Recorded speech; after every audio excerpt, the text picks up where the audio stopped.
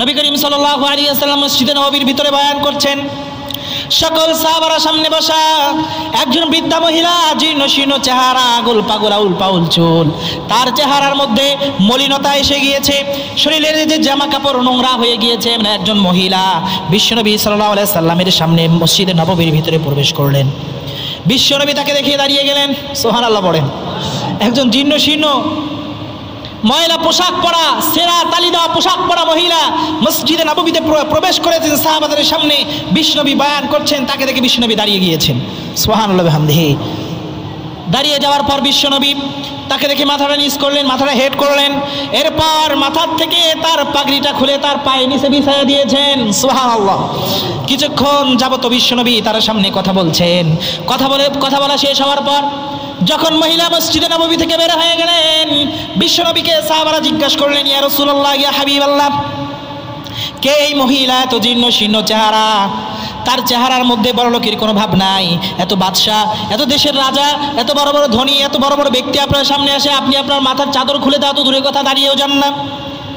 কে এই মহিলা? এত মর্যাদাকার, আপনি তাকে দেখে দাঁড়িয়ে গেলেন আর আপনার মাথার পাগড়িখানা বিছায় দিয়েছেন।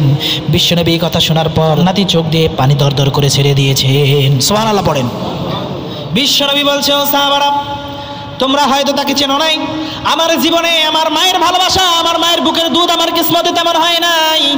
আমার জন্মের পর আমার মাকে আমি হারিয়ে ফেলেছি। ও সাহাবারা, ইনি হচ্ছে আমার পালক মাতা, আমার দুধ মা, হযরতে হালিমাতুস সাদিয়া। সুবহানাল্লাহ পড়েন। ও সাহাবারা, আমার মাকে দেখে কি আমি দাঁড়িয়ে যাব না? আমার মা যদি বেঁচে থাকতো আমি কি তাকে সম্মান করতাম না?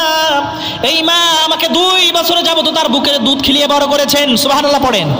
সুতরাং পৃথিবীতে সব চাইতে মায়ের জায়গা, ভালোবাসার জায়গা হচ্ছে মা। বাবা যদি বেঁচে থাকে, মা বাবা তোমার জন্য জান্নাত, মা বাবা তোমার জন্য জাহান্নাম। বিষ্ণু বলেছেন, হুয়া জান্নাতুকা ওয়া নারুক, মা বাবা তোমার জন্য জান্নাত আর মা বাবাই তোমার জন্য জাহান্নাম। মা বাবার খেদমত করেন, কপাল খুলে যাবে। মা বাবার খেদমত করবেন না, আপনার কপাল পুড়ে যাবে। আল্লাহ তাআলা আমাদের সবাইকে মা বাবার খেদমত সহ মা বাবার সেবা করার জন্য তৌফিক দান করুক, বলেন আমিন। সাহাবারা বলছে, ইয়া রাসূলুল্লাহ, হাবিবাল্লাহ, আপনার দুধ মা, সে বেঁচে থাকতে আপনাকে এত ভালোবাসে, এত মহব্বত করছেন, এত স্নেহ, এত আদর, এত যত্ন, তাকে দেখে দাঁড়িয়ে গেলেন, আপনার পার মাথার পাগড়িখানা খুলে বিছিয়ে দিলেন। ইয়া রাসূলুল্লাহ, হাবিবাল্লাহ, আপনার নিজের মা হযরতে আমেনা যদি বেঁচে থাকতো, জানি না ইয়া রাসূলুল্লাহ, হাবিবাল্লাহ, আপনি তাকে কত ভালোবাসতেন আর কত সম্মান করতেন। ইয়া রাসূলুল্লাহ, হাবিবাল্লাহ, এই কথা আমাদের মাথার মধ্যে আসে না। আপনারা ফিরে আসুন, মা বাবার কাছে হাত জোর করে মাপ চান।